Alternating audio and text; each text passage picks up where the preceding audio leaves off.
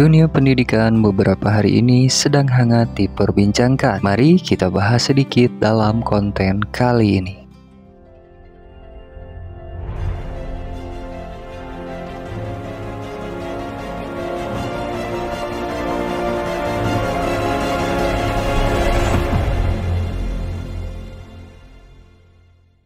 Seperti yang kita tahu, beberapa hari lalu jagat media sosial kembali ramai dan hangat mengenai sebuah pemberitaan di mana telah dikabarkan di media berisi tentang seorang kepala sekolah yang diduga menampar siswanya dikarenakan ketahuan merokok di kantin sekolah. Tidak membutuhkan waktu yang lama, video-video tersebut viral hanya dalam hitungan jam. Tentunya komentar masyarakat beragam. Ada yang langsung marah dan ada juga yang membela. Tapi jika kita coba untuk berhenti sejenak dan melihat lebih dalam lagi, kasus ini sebenarnya bukan hanya tentang tamparan, tapi ini tentang bagaimana kita menegakkan kedisiplinan, pengelolaan emosi, dan belajar untuk menjadi manusia yang lebih baik. Kejadian tersebut diberitakan terjadi di SMAN 1 Cimarga, Kabupaten Lebak, Banten. Seorang siswa kelas 12 ketahuan merokok di lingkungan sekolah. Pelanggaran yang sangat jelas dilarang. Kepala Sekolah Seman 1 Cimarga, Ibu Dini Fitria, menegur langsung siswa tersebut, di mana dalam prosesnya diutarakan terjadi kontak fisik yang akhirnya menjadi viral dan diketahui oleh seluruh masyarakat di jagat maya. Tak lama kemudian mulailah bermunculan gelombang komentar. Sebagian mendukung tindakan tegas dan sebagian mengecam segala bentuk kekerasan di sekolah.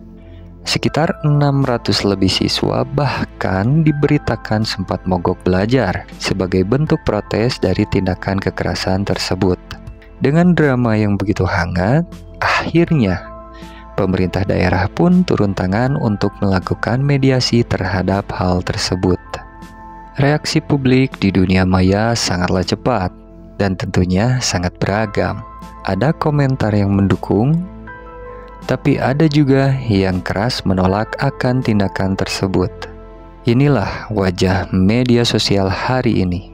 Selamat datang di area plus 62. Cepat dalam bereaksi, tetapi terkadang jarang mau mendengar konteksnya. Banyak yang tidak tahu bahwa di balik layar, pihak sekolah dan orang tua sudah bertemu, mereka sudah berdamai. Kedua belah pihak sudah saling memaafkan akan kejadian tersebut. Coba kita lepaskan emosi sejenak.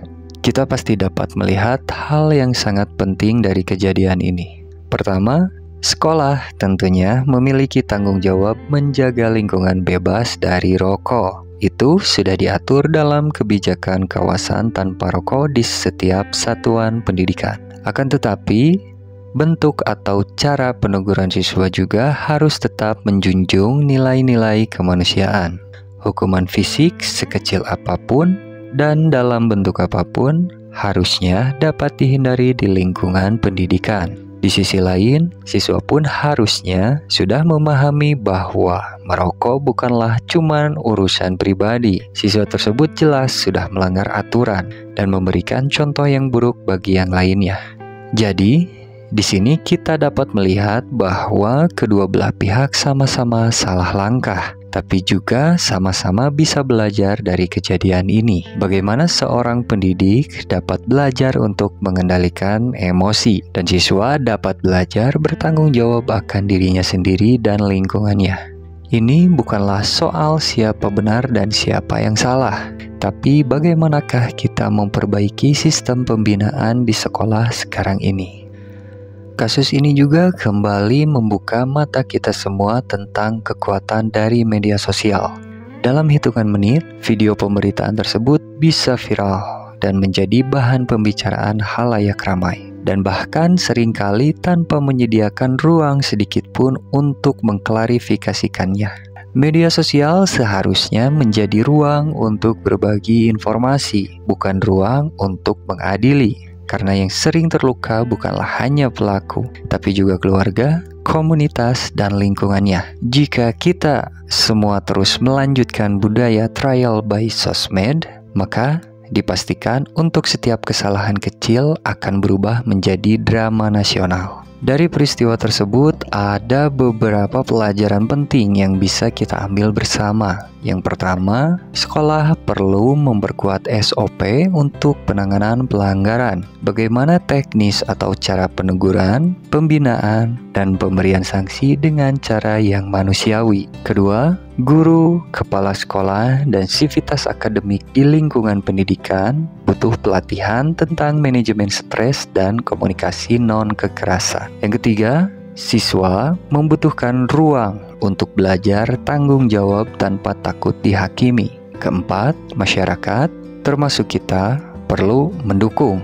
bukan memperumit keadaan. Mari kita bantu agar setiap masalah, utamanya pada kasus ini di lingkungan sekolah, dapat diselesaikan lewat dialog dan empati, bukan dengan viralitas dan amarah. Kepala sekolah dan siswa Disman 1 Cimarga akhirnya berdamai, tapi kisahnya meninggalkan pelajaran besar untuk kita semua. Pendidikan bukan hanya soal aturan, tapi juga soal hati. Disiplin tanpa empati hanya akan melahirkan ruang ketakutan, sementara empati tanpa ketegasan hanya akan menjadikannya kehilangan arah. Jadi, sebelum kita menulis komentar, baiknya tanyakan kepada diri kita sendiri. Apakah kata-kata saya ini menambah solusi atau justru memperkeruh suasana? Mari kita jaga ruang digital ini jadi tempat untuk belajar, bukan tempat untuk menghukum. Sehat selalu untuk semuanya. Wassalamualaikum warahmatullahi wabarakatuh. Sampurasun, salam sejahtera.